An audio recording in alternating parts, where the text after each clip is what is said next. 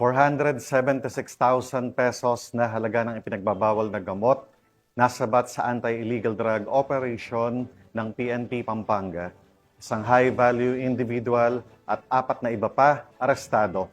Yan ang balitang hatid ni Patrolwoman Lixen Reyes Saweran.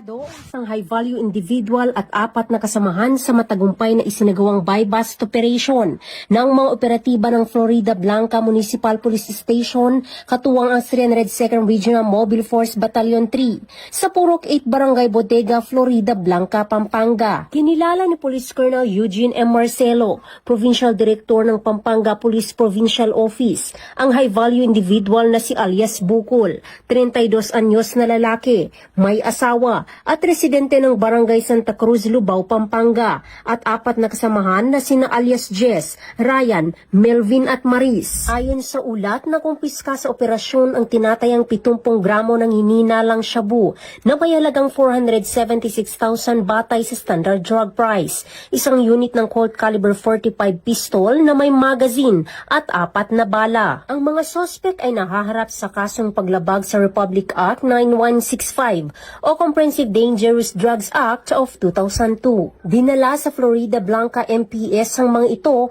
at ang mga ebidensya para sa wastong dokumentasyon at disposisyon. Patuloy ang pinaigting na kampanya ng Pampanga PNP laban sa iligal na droga bilang patunay ng kanilang dedikasyon sa pagpapanatili ng kapayapaan, kaayusan at kaligtasan ng publiko.